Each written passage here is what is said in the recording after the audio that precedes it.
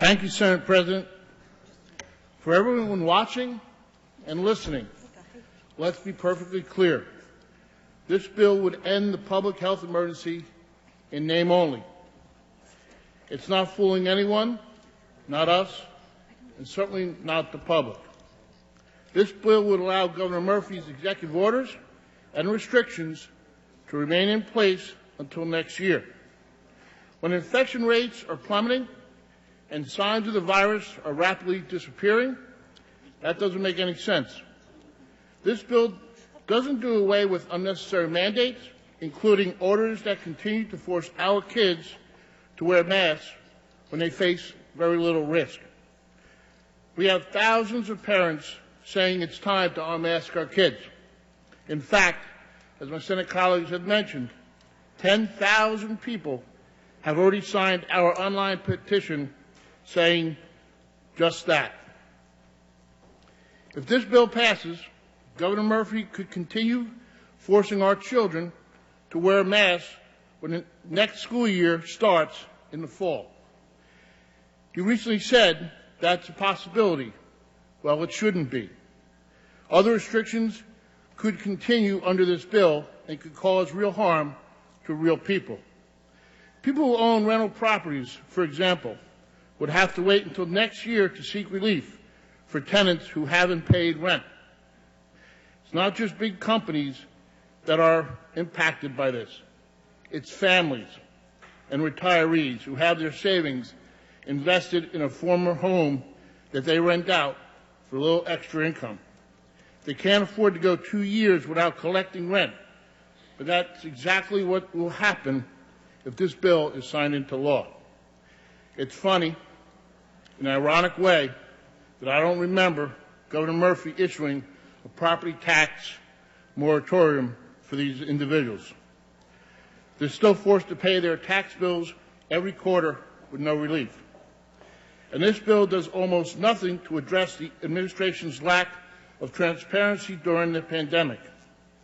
It would allow the governor to continue hiding important documents and records that could help us to understand what went wrong with New Jersey's pandemic response.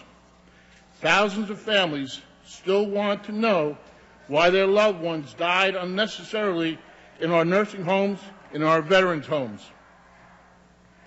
If this bill becomes law, they may never get the answer that they deserve.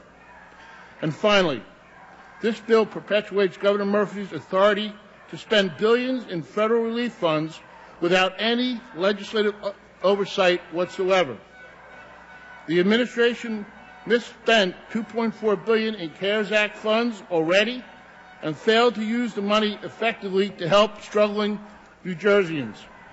More than a third of our small businesses disappeared and 2 million people lost their jobs while the administration sat on billions in unspent federal aid for 6 months. We're concerned that history will repeat itself. The Treasurer told us a few days ago that the administration does not have a plan for spending the $6.3 billion in new federal funds that was just sent to New Jersey. We're all surprised when we heard that they had received it and no one knew about it. No one in the legislature knew about it. Even though they don't have a plan, the governor could just go out tomorrow and wastefully spend all the money without any requirement that he consult us. That's not how government should work. It is the legislature's constitutional duty to decide how money is spent through an open, transparent, and public process. For all these reasons, Senate President, I oppose this bill in its current form. I am proposing amendments that would end the public health emergency with no exceptions and limit the governor's ability to spend federal relief money without legislative approval. Mr. President, pursuant to Senate Rule 17:2, I move that Senate Bill 3866 be placed back on second reading for the purpose of amendment. Thank you.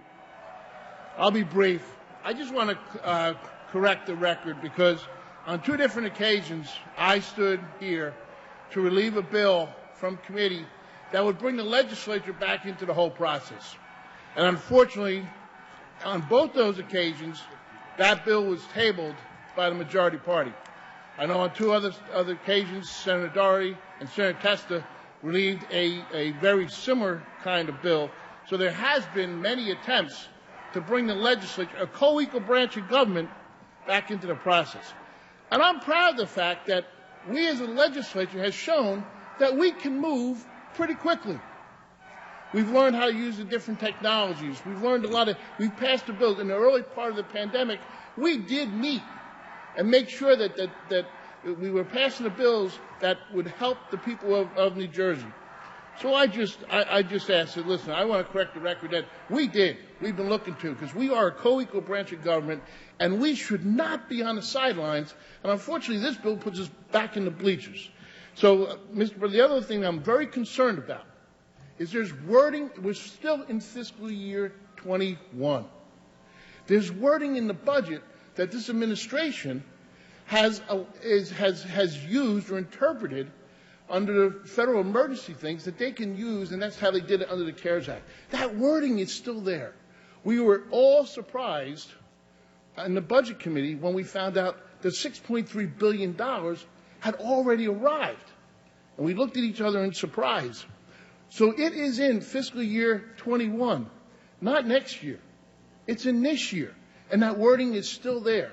So I just hope that as a legislative body, our constitutional duty is appropriations. And the $2.4 billion and the $6.3 billion, those are our responsibilities to make sure, and I know we all want to make sure that those funds are used efficiently and properly, and stuff that will help this state for a long period of time. Thank you, Mr. President.